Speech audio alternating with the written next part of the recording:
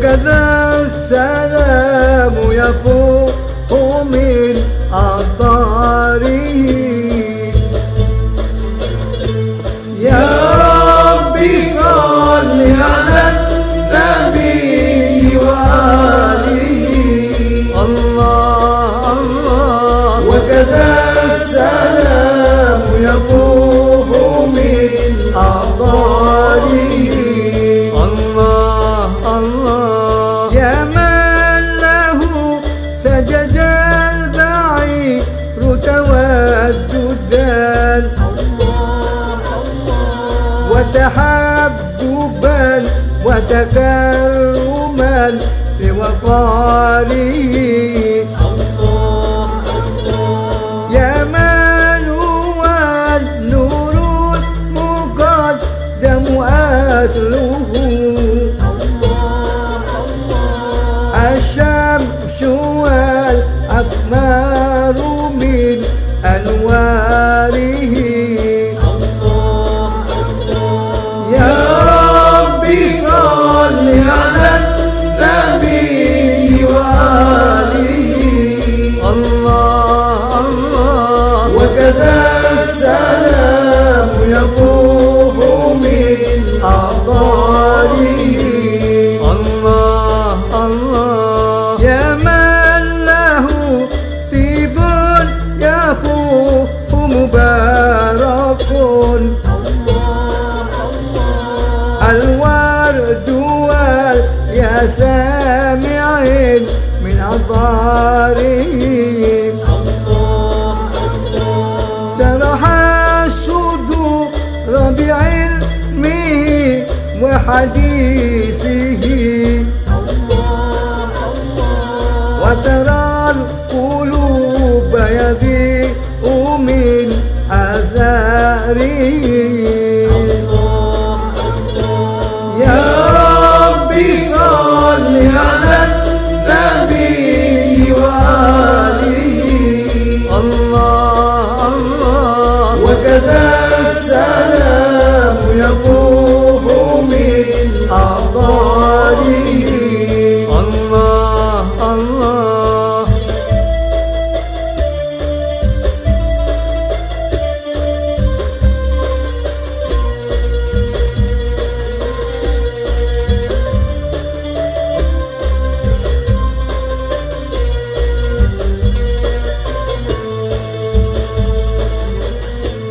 حضر الحبيب مع الحبيب فزاده.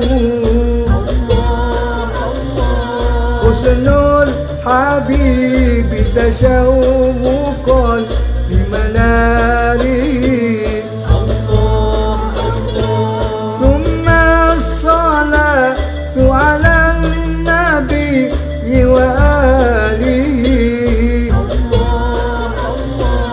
وكذا السلام يفوح من أطاره. يا ربي صل على النبي وآله. الله الله. وكذا السلام يفوح من أطاره. الله الله.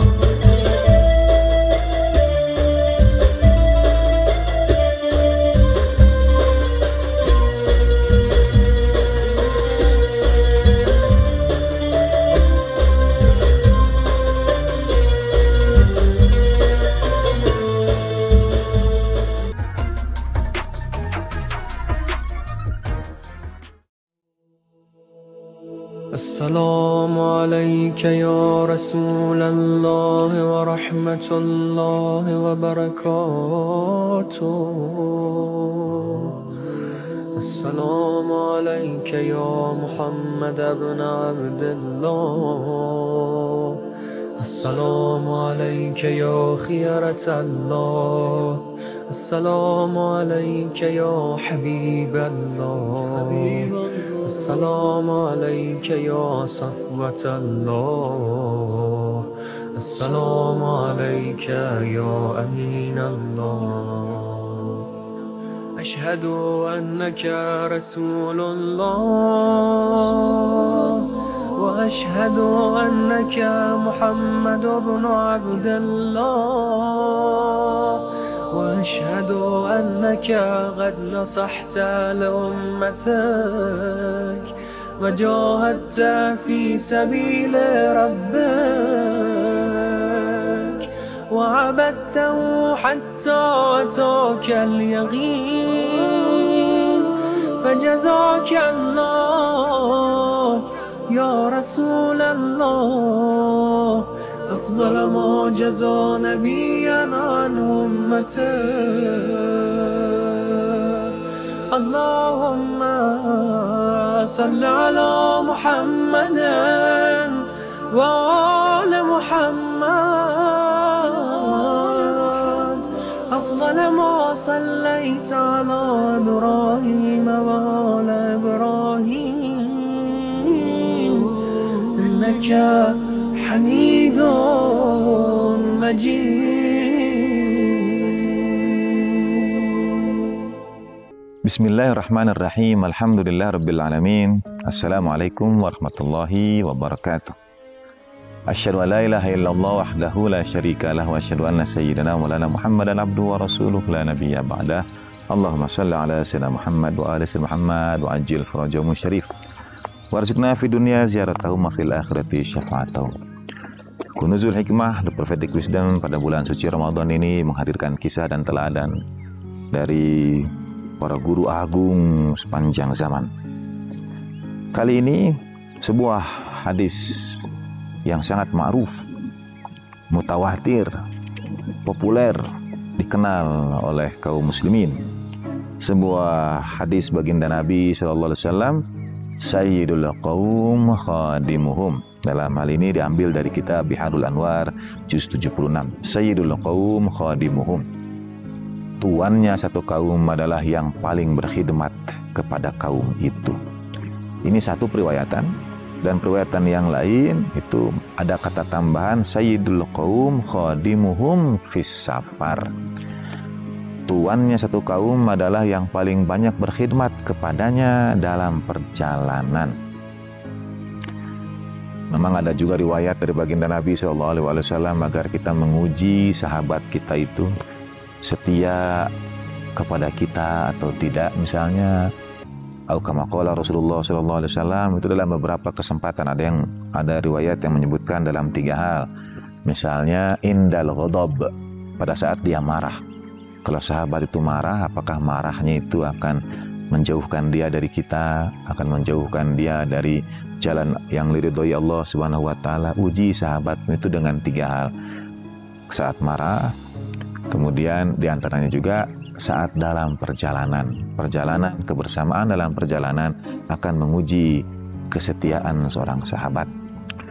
Dalam hal ini, Sayyidul Qaum Khadimuhum. Junjungan satu kaum, tuannya satu kaum adalah yang paling banyak berkhidmat kepada mereka.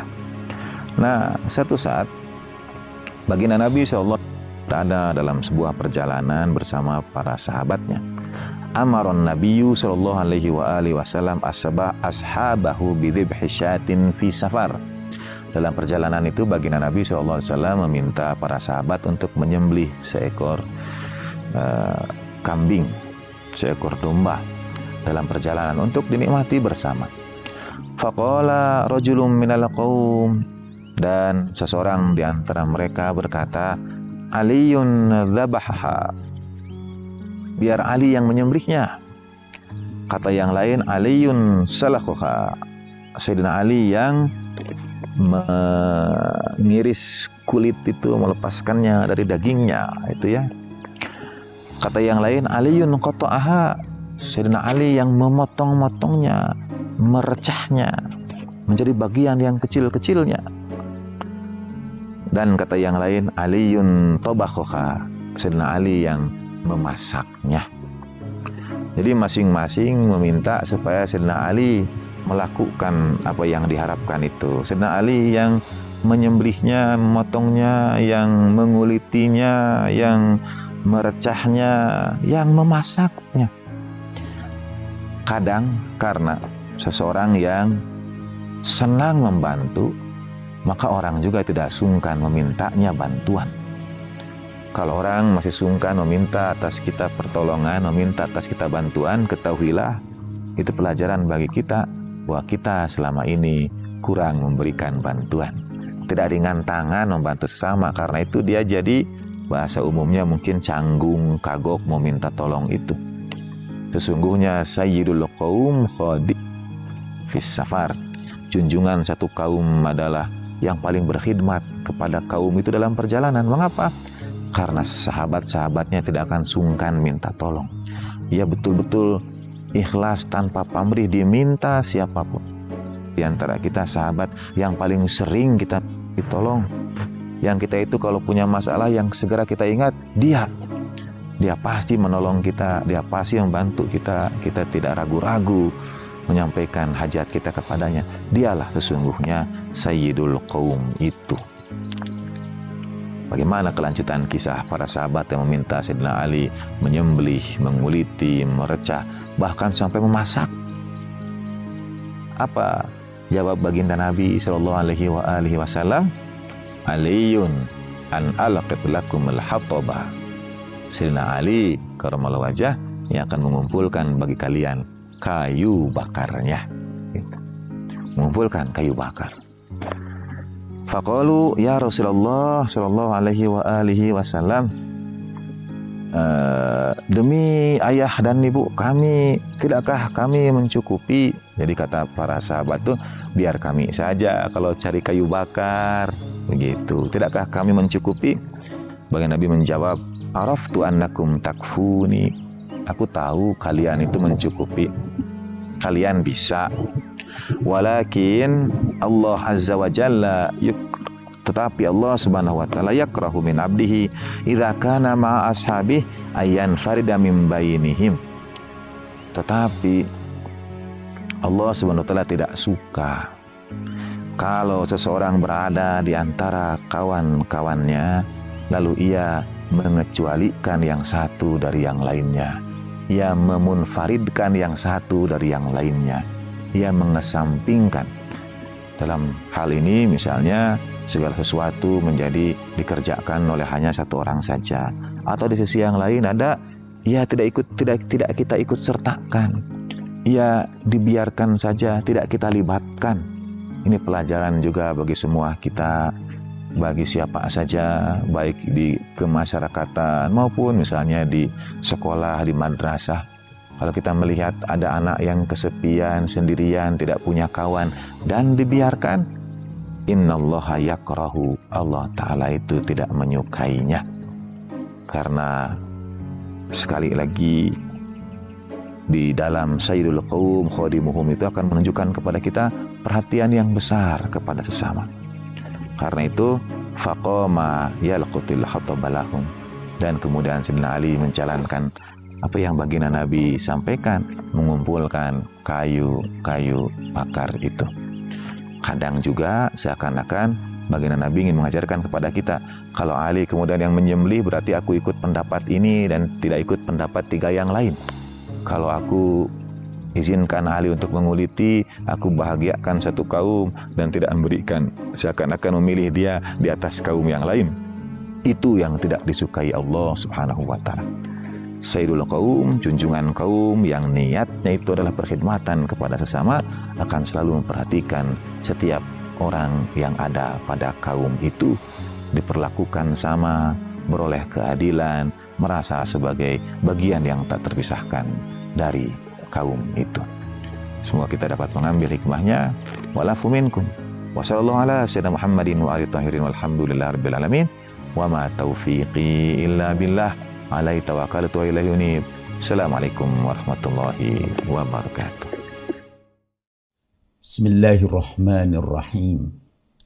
Assalamualaikum warahmatullahi wabarakatuh. Alhamdulillahi rabbil alamin.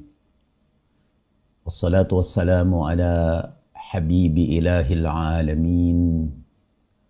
Sayyidina Muhammadin wa alihi tayyibin at-tahirin wa ashabihi al-mayamin al-muntajabin. Saudara-saudara pada zaman Imam Musa Al-Kazim yang bersamaan dengan keimaman ayah Musa Al-Kazim, hidup seorang tokoh yang semula adalah pengikut Ahlul Bait yang setia. Ia belajar langsung dari Imam Ja'far As-Shadiq salamullahi alaih. Ia mempelajari ilmu Ahlul Bait. Ia mempunyai jemaah tersendiri. Dan karena ia mempunyai jemaah yang tersendiri, ia kemudian merasa terdorong untuk menghimpun jemaah yang sebanyak-banyaknya, dan karena ambisinya akan kekuasaan, dia menginginkan agar jemaah itu setia bukan kepada imam tetapi kepada dirinya. Dan mulailah dia mengajarkan beberapa ajaran yang menyimpang dari ajaran para imam. Begitu jauh menyimpangnya sehingga ia mengajarkan bahwa surga dan neraka itu sebetulnya ada di dunia ini juga, bahwa penderitaan dan kebahagiaan kita di dunia adalah lambang dari surga dan neraka itu. Ia juga mengajarkan supaya kita tidak perlu lagi sholat, tidak perlu lagi beribadah. Dalam sejarah, tokoh ini namanya Abul Khattab, kemudian dianggap sebagai pendiri penyimpangan Syiah yang bernama Gerakan Khattabiyah. Biasanya orang yang tidak paham tentang Syiah mengutip ajaran Khattabiyah ini dan menisbahkannya kepada para pengikut Ahlul Bait. Ketika ia menjadi murid imam yang setia, ia termasuk dari kelompok yang dekat dengan imam. Dan imam memerintahkan kepada orang-orang untuk bersahabat dengan dia. Tapi ketika ia mulai menyimpang, imam kemudian memberikan fatwa supaya orang-orang menjauhi dia. Jadi pada suatu hari, kata Isa Shalqan, kuntu qa'idan famarra Abul Hasan Musa alaihissalam wa ma'ahu bahma. Satu hari kami duduk, tiba-tiba lewatlah Abul Hasan Musa dan bersama dia dia membawa anak kambing. Fakultu, aku berkata, waktu itu Imam Musa masih sangat kecil, jadi aku tanya sama dia, ya gulam, ma tara ma yasna' abuk. Hei gulam, hei anak, apa sih yang dilakukan bapakmu itu? Ya'muruna bisyai' thumma yanhana anhu. Ia memerintahkan kita untuk melakukan sesuatu, kemudian ia melarang kita setelah itu. Amarona an natawalla Abul Khattab.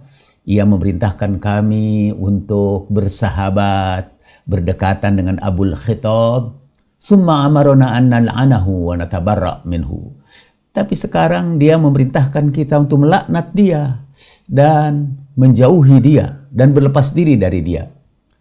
Berkata Abul Hasan, yaitu Imam Musa Al-Kazim, wa huwa gulam, dan waktu itu ia masih anak muda. Inna Allaha khalaqa khalqan lil iman la zawala lahu. Allah itu menciptakan makhluk untuk iman, yang imannya itu tidak pernah habis, yang imannya itu tidak pernah hilang. Wa khalaqa khalqan lil kufri la zawala lahu, dan Allah juga menciptakan makhluk hanya untuk kafir, dan kekafirannya tidak pernah hilang dari dirinya. Wa khalaqa khalqan baina zalik, tapi Allah menciptakan sekelompok orang di antara keduanya, di antara keimanan mutlak dan kekafiran mutlak. Di situ ada yang berada di tengah-tengah. A'arahumul iman, Allah pinjamkan kepada dia iman. Yusammunal mu'arin, mereka disebut orang-orang yang dapat pinjaman iman, orang-orang yang dikontrak imannya. Idza sya'a salabahum, kalau Allah mau Allah ambil imannya. Dan kalau Allah kehendaki, Allah tetapkan imannya. Idza sa'a salabahum, kalau Allah kehendaki, ya ambil iman dari mereka. Wa kana Abul Khittab mimman u'iral iman. Dan Abul Khittab adalah orang yang dipinjami iman itu.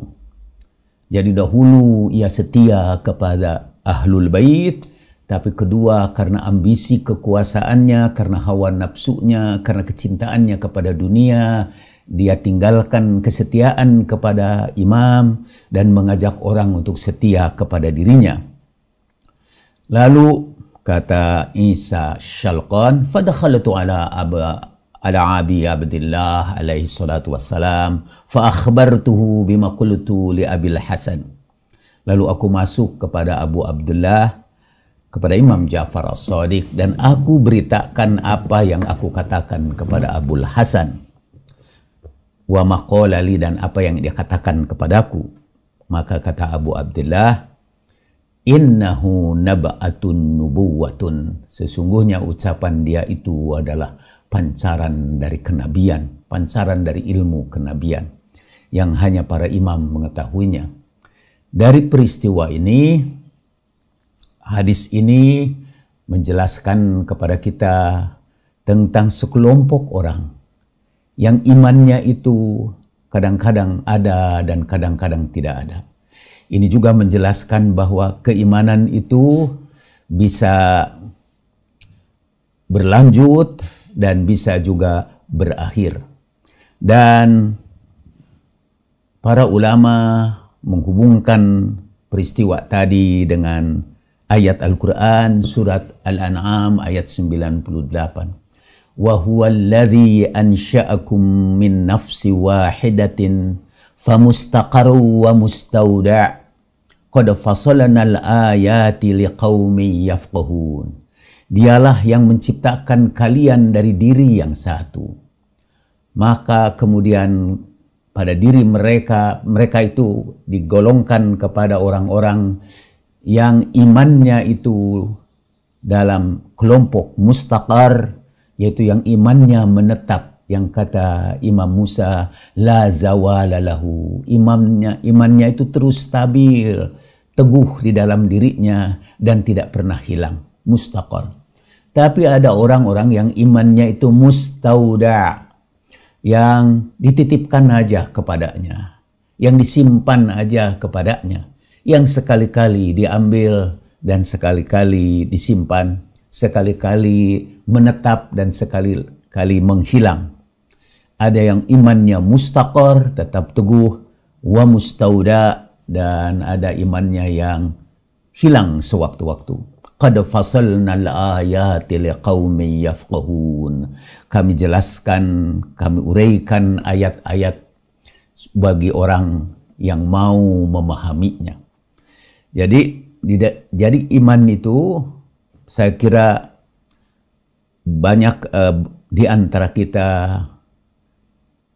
dan mudah-mudahan kita dimasukkan pada kelompok orang yang imannya mustaqar. Bukan saja mustaqar, tapi imannya itu bertambah lama, bertambah kuat. Sampai akhirnya Allah menetapkan dalam hati kita apa yang dalam Al-Quran disebut al-qawlith thabit. Dalam surat Ibrahim ayat 27, yuthabbitullahu alladhina amanu bil qawlith thabit fil hayati dunya wa fil akhirah.